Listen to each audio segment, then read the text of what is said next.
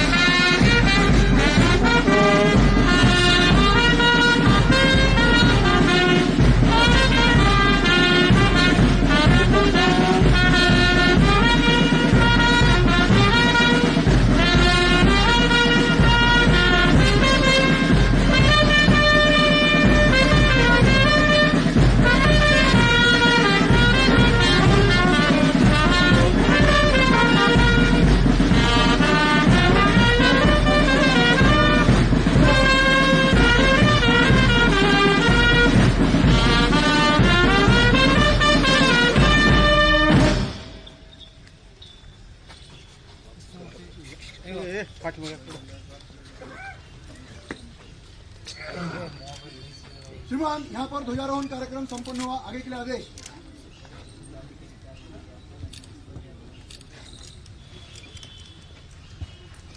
आपल्या महाराष्ट्राला देशात सर्वोत्कृष्ट कृषी राज्य बनवणारे कार्यकुशल व्यक्तिमत्व सन्माननीय मंत्री महोदय श्री धनंजयजी मुंडे साहेब,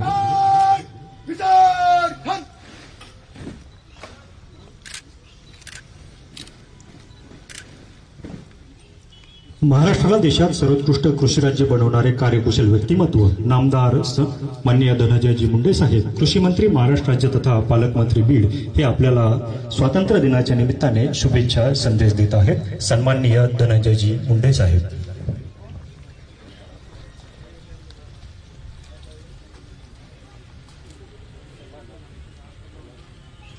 आज भारताच्या स्वातंत्र्य दिनाच्या निमित्तानं या ठिकाणी ध्वजारोहण समारंभात जमलेल्या सर्व स्वातंत्र्य सैनिक, लोकप्रतिनिधी, पदाधिकारी, अधिकारी, कर्मचारी, विद्यार्थिनी तसेच पत्रकार बंधू भगिनीसह जिल्ह्यातील नागरिकांना मी देशाच्या स्वातंत्र्य दिनाच्या मनपूर्वक या प्रसंगी शुभेच्छा देतो. देशाच्या स्वातंत्र्यासाठी ज्यांनी आपल्या प्राणाचे बलिदान दिले अशा सर्व हुतात्म्यांचे तसेच स्वातंत्र्य अबाधित राखण्यासाठी ज्यांनी देशाच्या सीमेवर बलिदान दिले अशा सैन्य दलातील सर्व शहीदांना मी या प्रसंगी अभिवादन करतो. विकासाची गंगा प्रत्येकाच्या अंगणी पोहोचली पाहिजे व जनसामान्यांना हे सरकार आपले सरकार वाटले पाहिजे. या भूमिकेतून राज्याचे माननीय मुख्यमंत्री श्री एकनाथराव शिंदे आणि राज्याचे माननीय उपमुख्यमंत्री श्री देवेंद्रजी फडणवीस, राज्याचे माननीय उपमुख्यमंत्री श्री अजितदादा पवार यांनी लोकाभिमुख योजनेची आखणी व अंमलबजावणी राज्यात सुरू केली आहे. राज्यातील प्रत्येक शेतकरी, शेतमजूर, कामगार, कष्टकरी, महिला तसेच युवक आणि इतरांना लाभ मिळवून दिला जात आहे. याबद्दल या सर्वांचे मी या प्रसंगी आभार व्यक्त करतो. राज्यातील 2 कोटीहून अधिक बहिणींना दरमहा 1500 रुपये अर्थसहाय्य मिळवून देणारी मुख्यमंत्री माझी लाडकी बहीण ही महत्वाकांक्षी योजना शासनाने सुरू केली असून पहिल्या 2 महिन्याच्या प्रत्येकी 3000 रुपये अर्थसहाय्य थेट या बहिणींच्या खात्यात राखी पौर्णिमेपर्यंत मिळणार आहे. आपल्या बीड जिल्ह्यात 3,45,000 भगिनी आतापर्यंत पात्र ठरलेल्या आहेत. केंद्र शासनाची उज्ज्वल योजना आणि लाडकी बहीण योजनेच्या लाभार्थी भगिनींना प्रतिवर्षी 3 गॅस सिलेंडर मोफत देण्याची मुख्यमंत्री अन्नपूर्णा योजना देखील राज्यात सरकारने सुरू केली आहे. हे विशेषत्वाने या ठिकाणी सांगावेसे वाटते. दिनांक 1 एप्रिल 2023 नंतर जन्मलेल्या प्रत्येक मुलीच्या सक्षमीकरणासाठी लेक लाडकी योजना राज्य शासन राबवित आहे. या अंतर्गत आपल्या जिल्ह्यातील 773 लाभार्थ्यांना 43,45,000 इतका लाभ शासनाने दिला आहे. गेल्या वर्षी खरीप हंगामापासून 1 रुपयात पीक विमा योजना सुरू करण्यात आली. बीड जिल्ह्यात 2023-24च्या खरीप व रब्बी हंगामात मिळून 400,24 लाख रुपये पीक विमा मंजूर करण्यात आला. यापैकी आतापर्यंत सुमारे 379 कोटी रुपयाचे वितरण शेतकऱ्यांना करण्यात आले असून उर्वरित 21 कोटी रुपये वितरित करणे सुरू आहे. याशिवाय विमा कंपनीने कोणतेही कारण न देता नाकारलेल्या विमा प्रस्ताव मंजूर करून त्याही शेतकऱ्यांना येत्या काही दिवसात पीक विमा मिळणार आहे. चालू हंगामात खरीप पिकासाठी 17,14,000 विमा अर्ज सादर करून लाखो शेतकऱ्यांनी यावर्षी 1 रुपयात पीक विमा योजनेचा सहभाग घेतला आहे. वेळोवेळी होणारी अतिवृष्टी, वादळ, वारा, दुष्काळ या नैसर्गिक आपत्तीच्या भरपाईपोटी गेल्या 2 वर्षात 7,21,607 शेतकऱ्यांना 593 कोटीहून अधिक रकमेची भरपाई थेट त्यांच्या खात्यात वर्ग करण्यात आली आहे. शेतकरी वर्गाचे उत्पन्न वाढावे यासाठी थेट लाभाचा पंतप्रधान किसान सन्मान योजनेसोबतच राज्य सरकारने नमो शेतकरी महासन्मान योजना सुरू केली आहे. या योजनेच्या अंतर्गत चालू आर्थिक वर्षात जिल्ह्यातील 3,89,000 शेतकऱ्यांना 108,14,00,000 रुपयाचा शासनाचा लाभ या ठिकाणी मिळालेला आहे. शेतीतील वीज बिलात सवलत म्हणून मुख्यमंत्री बळीराजा वीज सवलत योजना सरकारने जाहीर केली आहे आणि या योजनेमुळे 7.5 HP पर्यंतच्या कृषी पंप वापरणाऱ्या शेतकऱ्यांना मोफत वीज मिळणार आहे. त्यामुळे उत्पादन खर्च कमी करण्यास निश्चितच मदत होणार आहे. 2029 पर्यंत ही योजना राबवली जाणार आहे. यंदा चांगल्या पावसाच्या पार्श्वभूमीवर शेतकऱ्यांना उत्पादन वाढीची संधी आहे. याच भूमिकेतून जिल्ह्यात या खरीप हंगामात 3 पट अधिक खताची उपलब्धता करून देण्यात आली. दिवसेंदिवस यांत्रिकीकरण वाढत आहे. याचा लाभ शेतकऱ्यांना मिळावा यासाठी जिल्ह्यातील 398 शेतकऱ्यांना 2 कोटीहून अधिक रकमेच्या कृषी यांत्रिकी साहित्याचे वाटप करण्यात आले आहे. सेंद्रिय शेतीचेही महत्त्व लक्षात घेऊन केंद्र शासनाच्या परंपरागत कृषी विभाग कार्यक्रमात आपला जिल्हा राज्यात पहिल्या क्रमांकावर आज असून सध्या 1000 हेक्टर क्षेत्र सेंद्रिय शेतीखालील आणण्याचे काम सुरू आहे.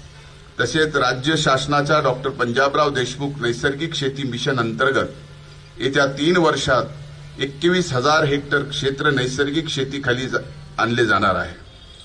जिल्ह्यातील शेतकऱ्यांना कृषी संदर्भातील नवे तंत्रज्ञान आणि यंत्रसामुग्री, नवनवीन शोध, शेतीतील आधुनिक व शास्त्रोक्त माहिती मिळावी, तसेच नवनवीन उपकरणे इत्यादी खरेदी करणे शक्य व्हावे यासाठी येत्या 21 ऑगस्टपासून परळी वैद्यनाथ येथे भव्य असे राज्यस्तरीय 5 दिवसीय कृषी प्रदर्शन आयोजित करण्यात आले आहे. याचा लाभ जिल्ह्यातील प्रत्येक शेतकरी व शेतीशी संबंधित प्रत्येक व्यक्तीने घ्यावा असे आवाहन मी या प्रसंगी करतो. सध्या राज्यात महसूल पंधरवाडा सुरू आहे. या निमित्ताने महसूल विभागाच्या माध्यमातून आपले काम चोखपणे पार पाडणाऱ्या सर्व अधिकारी कर्मचाऱ्यांचे मी मनापासून अभिनंदन करतो. महसूल विभागाकडून करण्यात येणारी ई-पीक पाहणी महत्वाची आहे. यात ग्रामीण भागातील सर्वांनी सहकार्य करावे असे आवाहन मी या निमित्ताने करतो. नुकतेच कृषी विभागाने मागील वर्षी सोयाबीन व कापसाचा भाव पडल्याने नुकसान झालेल्या शेतकऱ्यांना 2 हेक्टर मर्यादेत हेक्टरी 5,000 रुपये अनुदान देण्याचे जाहीर केले आहे. यासाठी कृषी विभागाने निधी उपलब्ध करून दिला असून ई-पीक पेऱ्या नोंद असणाऱ्या सर्व सोयाबीन कापूस उत्पादक शेतकरी यासाठी पात्र आहेत. या अनुदानाचा लाभ घेण्यासाठी पात्र शेतकरी बांधवांनी आपल्या गावाच्या कृषी सहाय्यकाकडे संमतीपत्र किंवा सामूहिक नाहरकत देणे गरजेचे आहे. कृषी सहाय्यक बांधवांना देखील उद्यापासून या कामासाठी आपापल्या गावामध्ये पूर्णवेळ उपस्थित राहण्याच्या सूचना विभागामार्फत देण्यात आल्या आहेत. जिल्ह्यातील महसूल यंत्रणा मजबूत व्हावी यासाठी तलाठी भरती 2023 अंतर्गत 193 पदाची भरती करण्यात आली आहे. यातील 140 जणांना आतापर्यंत नियुक्ती देण्यात आली आहे. त्यामुळे जनतेची कामं गतिमान पद्धतीने होतील अशी मला खात्री आहे. ज्यांचे शिक्षण झाले आहे आणि आता हातात काम नाही अशा युवकांना मुख्यमंत्री युवा कार्य प्रशिक्षण योजनेअंतर्गत कामाचे प्रशिक्षण देण्याची महत्वपूर्ण निर्णय शासनाने घेतला आहे. यातून रोजगार संधीसह कुशल युवा शक्ती आणि जिल्ह्यात रोजगार वाढणार आहे. जिल्ह्यात गतिमान पद्धतीने विकास व्हावा यासाठी जिल्हा नियोजन समितीच्या माध्यमातून कामे केली जात आहेत. यंदाच्या जिल्ह्याचा आराखडा 884 कोटी रुपयाचा आहे. यातील सर्व कामे वेळेवर पूर्ण होतील यासाठी सर्वांचे योगदान महत्वाचे राहणार आहे. जिल्ह्यात पत्राच्या शेडमध्ये भरणाऱ्या 98 शाळांपैकी आतापर्यंत नियोजन समितीतून 25 शाळांना बांधकामासाठी निधीची तरतूद करून मंजुरी देण्यात आली आहे. उर्वरित शाळांना येत्या काळात निधी देऊन सर्व शाळा पक्क्या बांधकामात रूपांतरित केल्या जाणार आहेत. जिल्हा नियोजन निधीचा वापर कायदा व सुव्यवस्थेसाठी व्हावा यासाठी सीसीटीव्ही यंत्रणा उभारण्यात आली आहे. बीडसह परळी, वैद्यनाथ, माजलगाव येथे 12 कोटी 95 लाख निधी खर्च करून 426 ठिकाणी आधुनिक पद्धतीची सीसीटीव्ही यंत्रणा उभारली आहे. यामुळे जिल्ह्यातील गुन्हेगारी कमी होण्यास मदत होईल आणि जिल्ह्यातील उर्वरित तालुक्यात देखील सीसीटीव्ही यंत्रणा बसवणे हे आता जिल्हा नियोजनचे प्रस्तावित आहे. लोकनेते स्वर्गीय गोपीनाथ मुंडे ऊसतोड कामगार महामंडळाच्या अंतर्गत संतश्रेष्ठ भगवान बाबा शासकीय वसतिगृह उभारणी तसेच बीड येथील जिल्हाधिकारी कार्यालय आणि प्रशासकीय भवन, अद्ययावत कृषी भवन, कृषी महाविद्यालय, जिल्ह्यातील प्रमुख राष्ट्रीय व राज्य महामार्गाचे काम यांच्या रूपाने जमिनीवर दिसणारा विकास आकारास येत आहे. या सर्वांमुळे जिल्ह्याचा चेहरामोहरा बदलणार आहे. परळी येथील वैद्यनाथ ज्योतिर्लिंग तीर्थक्षेत्र विकासाच्या सोबतीने जिल्ह्यातील इतर ऐतिहासिक किल्ले तीर्थक्षेत्राचा विकास याकडे सरकारचे लक्ष असून या सर्वांचा विकास करण्याची कामे हाती घेण्यात आली आहेत। क्रीडा क्षेत्रात आपल्या जिल्ह्याने गगन भरारी घेतली आहे। आपल्या जिल्ह्याचा भूमिपुत्र सैन्य दलातील अधिकारी अविनाश मुकुंदराव साबळे यांनी सध्या पॅरिसमध्ये सुरू असलेल्या ऑलिम्पिक स्पर्धेत 3000 मीटर स्टीपल चेस या प्रकारच्या फायनलमध्ये प्रथमच सहभागी होण्याचा मान जिल्ह्याला या पर्यायाने देशाला मिळवून दिलेला आहे। आम्हाला अविनाशचा सार्थ अभिमान आहे। अशा सर्वच खेळाडूंचा जिल्ह्याचा पालकमंत्री म्हणून मला सार्थ अभिमान आहे।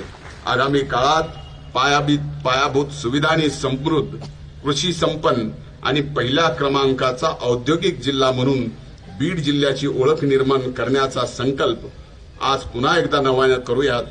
पुन्हा एकदा आपल्याला स्वातंत्र्य दिनाच्या मनापासून शुभेच्छा। जय हिंद, जय महाराष्ट्र, भारत माता की जय। खूप खूप धन्यवाद सर। स्वातंत्र्यासाठी बलिदान देणाऱ्या सर्व हुतात्म्यांचे स्मरण आणि लोककल्याणकारी शासकीय योजनांच्या माहितीसह आपण सर्वांना शुभेच्छा दिलेल्या आहेत। बीड जिल्ह्यात उत्कृष्ट कार्याबद्दल काम करणारे सर्वांचं कौतुक सुद्धा या ठिकाणी होणार आहे। प्रथमतः पूर्व उच्च प्राथमिक शिष्यवृत्ती परीक्षा इयत्ता 5वी व पूर्व माध्यमिक शिष्यवृत्ती परीक्षा इयत्ता 8वी जुलै 2024 मध्ये राज्य गुणवत्ता यादीतील विद्यार्थ्यांचा गुणगौरव या ठिकाणी होत आहे।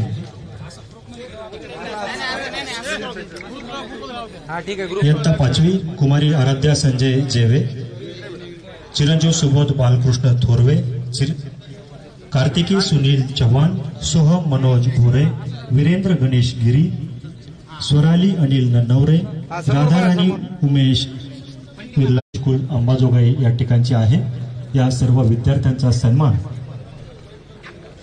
प्रमुख अतिथी यांच्या शुभ हस्ते संपन्न होतोय।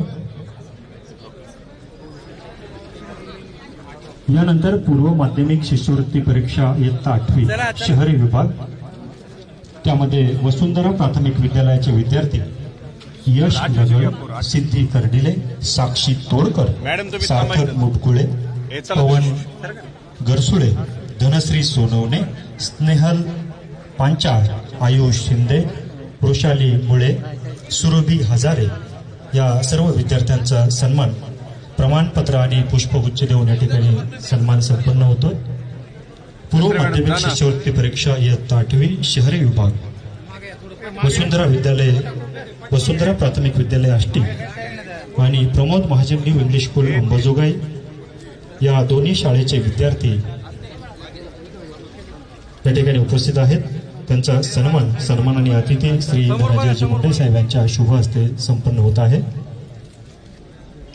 तसेच पूर्व माध्यमिक शिष्यवृत्ती परीक्षा 8वी ग्रामीण विभाग, यामध्ये चिरंजीव महेश उगलमुगले, जिल्हा परिषद प्राथमिक शाळा कोतन याचा सुद्धा सन्मान या ठिकाणी संपन्न होतोय।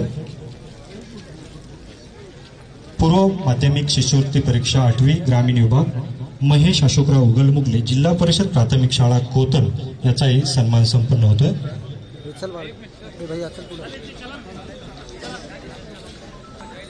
आणि या विद्यार्थ्यांसोबतच बीड जिल्ह्याचा अभिमान आपल्या बीड जिल्ह्यातील मांडवा गावचे खेळाडू श्री अविनाश साबळे यांनी बीड पासून तर नुकत्याच फ्रान्स येथे संपन्न झालेल्या ऑलिम्पिकमध्ये अंतिम फेरीमध्ये धडक मारत देदीप्यमान नेत्रदीपक कामगिरी केली, त्याबद्दल अविनाश साबळे यांच्या कुटुंबियांचा सुद्धा सन्मान संपन्न होतोय। अविनाश साबळे यांचे वडील श्री मुकुंदजी साबळे आणि त्यांचा भाऊ योगेश साबळे यांचा सन्मान प्रमुख अतिथी यांच्या शुभ हस्ते संपन्न होतोय। श्री मुकुंद साबळे, अविनाश साबळे यांचे वडील शेतकरी कुटुंबातील हा अविनाश साबळे अगदी बीड जिल्हा मांडवा तालुका आष्टी जिल्हा बीड या गावचा हा खेळाडू याने बीड जिल्ह्याचे नाव जागतिक स्तरावरती नेलेलं आहे आणि त्याबद्दल प्रमुख अतिथी यांच्या शुभ हस्ते हा सन्मान संपन्न होतो।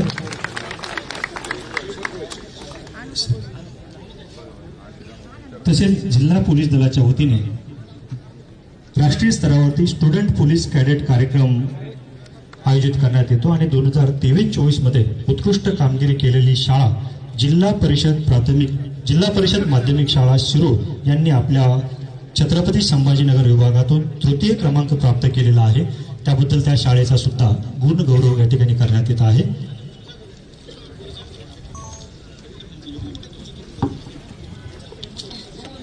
जिल्हा वाहतूक शाखा बीड यांच्या वतीने राबवण्यात येणारा भारत सरकारचा स्टुडंट पोलीस कॅडेट कार्यक्रम हा राबवण्यात येतो. विद्यार्थ्यांमध्ये कायद्याची जनजागृती झाली पाहिजे यासाठी हा कार्यक्रम असतो.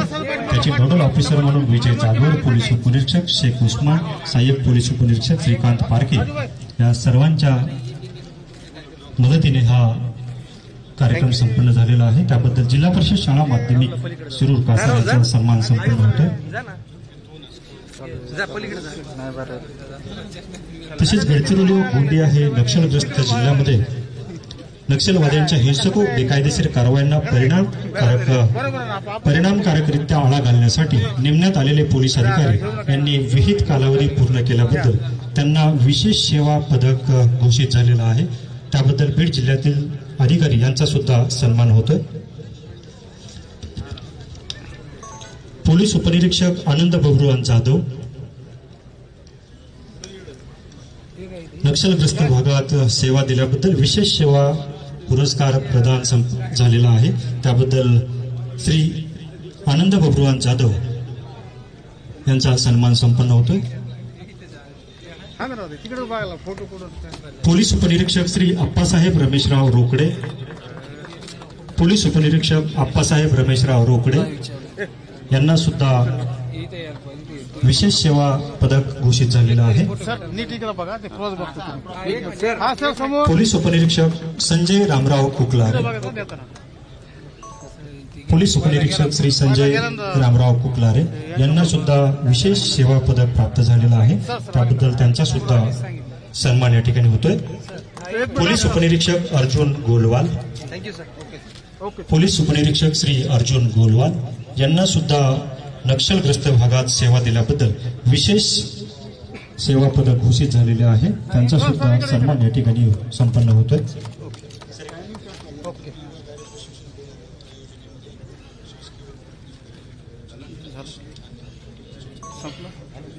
आणि मुख्यमंत्री युवा कार्य प्रशिक्षण योजनामध्ये शासकीय विभागात निवड झालेले उमेदवार यांना नियुक्ती आदेश या ठिकाणी सन्माननीय मंत्री महोदय यांच्या शुभ हस्ते देण्यात येत आहेत. शुभम किशोर वाकडे, जिल्हा कौशल्य विकास रोजगार उद्योजकता मार्गदर्शन केंद्र बीड, वैभव सुनील गवते, जिल्हा ग्रंथालय अधिकारी कार्यालय बीड, श्री ऋषिकेश सुधाकर टाप, जिल्हा व्यवसाय शिक्षण व प्रशिक्षण अधिकारी बीड,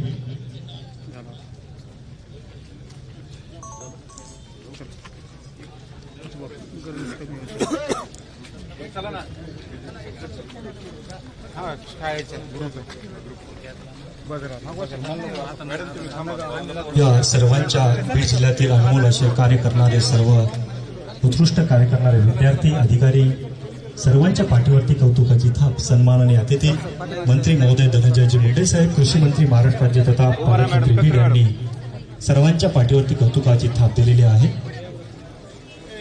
राहू दे बसवायची गरज नाही. उभा राहू दे, व्यवस्थित चांगलं वाटतं. नक्कीच्या कौतुकाच्या थापीनंतर उत्कृष्ट कार्यासाठी सर इकडे बघा, देसाई सर्व विभागातील अधिकारी आणि बीड जिल्ह्यातील सर्व नागरिकांना एक चालना मिळणार आहे. बीड जिल्ह्यासाठी उत्कृष्ट कार्य करणाऱ्या सर्वांचं या ठिकाणी कौतुक सन्माननीय अतिथी यांनी केलेलं आहे. आणि या ठिकाणी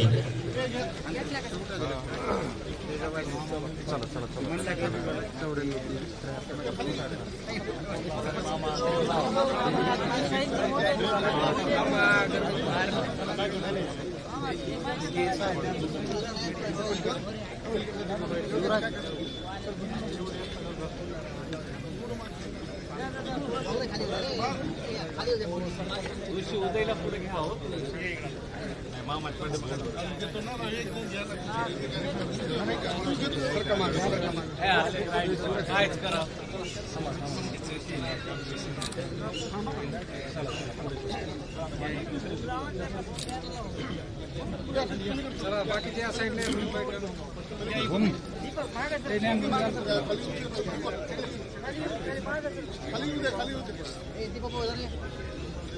या ध्वजारोहण सोहळ्यासाठी उपस्थित असलेले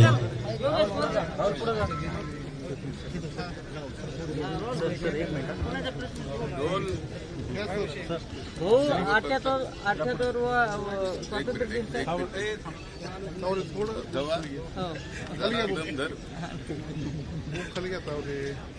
सर्वप्रथम महाराष्ट्रातल्या 12.5 कोटी तसेच देशातल्या 140 कोटी जनतेला मी 15 ऑगस्टच्या भारत स्वातंत्र्य दिनाच्या मनपूर्वक शुभेच्छा देतो.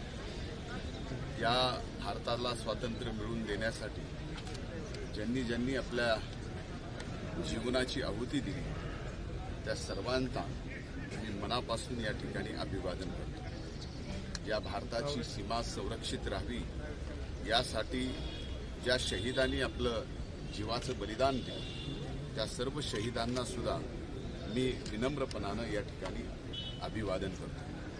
आज या ठिकाणी ध्वजारोहण करत असताना मी सविस्तर बीड जिल्ह्याच्या एकूण विकासाच्या संदर्भात आणि महाराष्ट्राच्या महायुती सरकारच्या विविध योजनेच्या संदर्भात आपल्या सर्वांच्या समोर स्वयंस्पष्ट शब्दामध्ये या ठिकाणी विविध योजना त्याचे लाभार्थी आणि जे लाभार्थी आहेत त्यांना काही अडचणी येत असतील तर त्या अडचणी सोडवण्याच्या बाबतीत सुद्धा माझ्या बोलण्यातून उहापोह या ठिकाणी झालेला आहे. माझं निवेदन या ठिकाणी संपलेलं आहे. आजच्या स्वातंत्र्य दिनाच्या निमित्तानं लोकशाहीचा चौथा स्तंभ म्हणून ज्यांच्याकडे आपण पाहतो त्या माझ्या या माध्यमाच्या प्रतिनिधींना सुद्धा स्वातंत्र्य दिनाच्या मी मनपूर्वक लाडक्या बहिणीचे पैसे पडलेले आहेत अकाउंटवरती, कसं पाहताय त्याकडे राज्यामधल्या काही आपण महिलांना कसं पाहताय तेच मला पाहिजे आहे. नाही, पण तुम्ही काय प्रतिक्रिया असेल? नाही, आपली प्रतिक्रिया यापूर्वी माध्यमांची अशी होती की पडतेल का नाही पडतेल, फसवी का फसवी, काय कसं. तर आता या ठिकाणी आपलं समाधान झालंय की आज कुठेतरी एक आपण चेक करतो तर त्या चेक करण्यामध्ये लाडक्या बहीण योजनेमध्ये पैसे या ठिकाणी जमा होत आहेत आणि रक्षाबंधनाच्या पूर्वी 2 महिन्याचे म्हणजेच 1500 प्लस 1500 असे 3000 मुख्यमंत्री लाडकी बहीण योजनेमध्ये या महाराष्ट्रातील 2 कोटी भगिनींना या योजनेचा फायदा प्रत्यक्ष होणार आहे. लाडक्या बहिणींनी हे पैसे तात्काळ काढून घ्यावेत, अन्यथा भाजपचे लोक हे पैसे परत घेतील असा आरोप सुप्रिया सुळेंनी केला. सरकारचं काही सांगता येत नाही. एक लक्षात घ्या की कुणी काय बोलावं, मला काही या बाबतीत बोलायचं नाही. पण एखादी योजना ज्यावेळेस सरकारची असते, सरकार आलं गेलं तरी ती योजना मात्र कायम राहते. लाडक्या बहीण योजनेने एवढं का विरोधकांचं पोटसूळ उठावं हे मला काय आणखीन कळालं नाही. खरं तर या लाडक्या बहीण योजनेमध्ये जर 2 कोटी महिलांना 1500 रुपये महिन्याला मिळत असतील तर कितीही मोठा कठोर विरोधक जरी असला तरी त्यांनी येऊन या योजनेचं स्वागत करणं माझ्यासारख्या सकारात्मक राजकारण करणाऱ्याला वाटतं. मीही 5 वर्षे राज्याचा विरोधी पक्ष नेता होतो, पण एखाद्या सरकारने चांगली योजना आणली तर त्या चांगल्या योजनेचे अभिनंदन आणि आभार सुद्धा सरकारचे आम्ही मानलेले, टीका करण्याच्या ऐवजी. त्यामुळे माझा विरोधकांना सुद्धा एवढीच विनंती आहे की आपल्या या छोट्याशा संभ्रम निर्माण करणाऱ्या वक्तव्यामुळे असंख्य महिला ह्या तुमच्या वक्तव्यामुळं या ठिकाणी या लाभापासून वंचित राहतील. आपलं सुद्धा कर्तव्य आहे या महाराष्ट्राचे सुजाण नागरिक या नात्यानं आणि लोकप्रतिनिधी या नात्यानं की आपणही या लाडक्या बहीण योजनेमध्ये आपलंही योगदान द्यावं आणि आपल्या माध्यमातून सुद्धा लाडक्या बहीण योजनांचे मध्ये लाभार्थ्यांची संख्या वाढवावी. कॅबिनेट बैठकीमध्ये अजित पवार आणि मुख्यमंत्री यांच्यामध्ये वाद झाल्याची माहिती आहे. नगर विकास विभागाच्या फाईलवर वाचल्याशिवाय सही होत नाही, तसंच मी आता अर्थ खात्याच्या फाईलवर सुद्धा करेल असं मुख्यमंत्री म्हटलं. हे मी काही कुठं ऐकलेलं नाहीये. त्या मंत्रिमंडळाच्या बैठकीत मी स्वतः होतो. आता मी स्वतः असणाऱ्या मंत्रिमंडळाच्या बैठकीमध्ये ज्या न झालेल्या गोष्टी तुमच्यापर्यंत येतात म्हणजे हे कमालच आहे. स्वाभाविक आहे, तुम्हाला सुद्धा अशा बातम्या दिल्याशिवाय तुमच्याही प्रत्येक चॅनलचा टीआरपी आणि टीआरपी सोबत ऍडव्हर्टाईज या सगळ्या ज्या काय जोडल्या गेलेल्या सगळ्या गोष्टी आहेत त्यालाही महत्व प्राप्त होत नाही. पण खरं सांगतो असा कुठलाही प्रकार त्या मंत्रिमंडळाच्या बैठकीमध्ये झालेला नाही. सुप्रियाच्या समोर मी पत्नीला उभा केलं ही माझी चूक होती असं अजितदादांनी म्हटलं. दादांनी जे बोललेत हे दादांचं वक्तव्य त्यांनी स्पष्टपणाने सांगितलेलं आहे. त्यामुळे आता मला त्याच्यावर तर अधिकचं काय बोलायचं नाही. बीड जिल्ह्यात अंगणवाडी मदतनीसांची पदभरती सुरू आहे, परंतु याला पुरेशी प्रसिद्धी न देताच ही भरती प्रक्रिया केल्याचा आता आरोप केला जातोय. अगदी कुठली जाहिरात नाही दिली, कुठली प्रेस नोट न काढता ही भरती सुरू हे आहे. बघा, विदाऊट जाहिरातीचं कुठली भरती होऊ शकते असा माझा समज आहे. हे जाहिरात देऊनच झालेले आहे. आता प्रसिद्धी याची करायला पाहिजे होती, हा जो विषय आहे ते आता प्रसार आणि प्रसिद्धी त्या विभागाच्या मार्फत होणं आवश्यक आहे. ते जर कमी पडले असतील तर त्या बाबतीत मी लक्ष घालेल. पण ज्या ठिकाणी ॲडव्हर्टाईज देणं, गावामध्ये याची माहिती मिळणं, गावातून असंख्य अर्ज येणं आणि त्या अर्जातून निवड होणं आणि त्या निवड प्रक्रियाची 5 तारखेपर्यंत नियुक्तीपत्र देणं, इथपर्यंतची प्रक्रिया पूर्ण झाली आहे. ही बगर प्रसिद्धीची आणि बगर ॲडव्हर्टाईजची होऊ शकत नाही असा माझा एक सामान्य कार्यकर्ता म्हणून समज आहे. वर माहित झालं काय होतं